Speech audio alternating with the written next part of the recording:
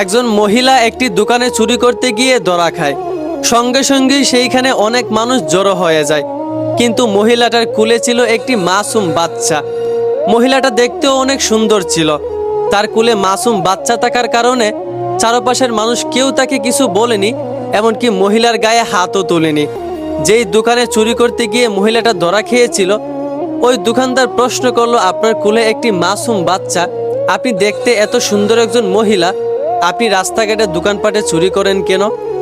মহিলাটা তখন উত্তরে বলল, এই পৃথিবীতে আমি একজন অসহায় নারী, আমার স্বামী নাই, আমার পরিবারও আমাকে পালে না, আর এই মাসুম বাচ্চাকে রেখে আমি কোনো কাজও করতে পারি না। তাই আমি নিজের পেট বাঁচানোর জন্য এবং এই সন্তানটাকে বাঁচানোর জন্য বাধ্য হয়ে রাস্তাঘাটে দোকানপাটে চুরি করি। মহিলাটার এই কথা শুনে ওই দোকানদার যা করেছিল আপনারা সেইটা শুনলে অবাক হয়ে যাবেন। মহিলাটার এই কথা শুনে দোকানদার মহিলাটাকে চুরির দায়ে পুলিশের হাতে তুলে না দিয়ে মহিলার কথা শুনে মহিলাকে সাথে সাথেই বিয়ের প্রস্তাব দিয়ে দেয়। মহিলাটা অনেক খুশি হয়ে সে রাজি হয়ে যায়। পরবর্তীতে তাদের বিয়ে হয়েছে কিনা সেটা আমি জানি না, তবে বিশ্বাস করেন এইটাই হচ্ছে একজন মুসলমানের পরিচয়, এইটাই হচ্ছে ইসলামের পরিচয়। ইসলাম পুরুষদেরকে 4টা বিয়ে করার অধিকার দিয়েছে, তাই বলেছে আপনি যৌবনের চাহিদায় একটা বউ রাইকে একাধিক বিয়ে করবেন এরকমটা না। এই পৃথিবীতে পুরুষের চেয়ে নারীর সংখ্যা বেশি এবং অনেক অসহায় নারী আছে, তাই ইসলাম পুরুষদেরকে 4টা বিয়ে করার অধিকার দিয়েছে যেন পুরুষ ওই অসহায় নারীদের দায়িত্ব নিতে পারে।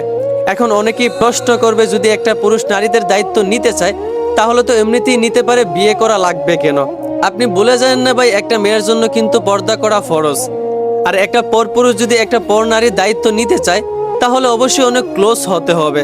আর এই ক্লোজটা ইসলাম এলাও করে না, এত করে নারীর পর্দা ভঙ্গ হবে। তাই ইসলাম পুরুষদেরকে 4টা বিয়ে করার অধিকার দিয়েছে যেন বিয়ে করে অসহায় নারীর দায়িত্ব নিতে পারে পুরুষেরা। এত করে পর্দাও ভঙ্গ হবে না, কারো চরিত্র নষ্ট হবে না, কোনো গুনাহও হবে না। এইটাই হচ্ছে ইসলামের সৌন্দর্য। ইসলাম সব দিক দিয়ে নারীদেরকে সম্মান দিয়েছে, ইসলাম সব দিক দিয়ে মানুষকে সম্মান দিয়েছে, মানুষকে শান্তি দিয়েছে। আপনি একটু বিবেক দিয়ে যদি ভাবেন, ইসলাম কখনোই মানুষের প্রতি অবিচার করে নাই।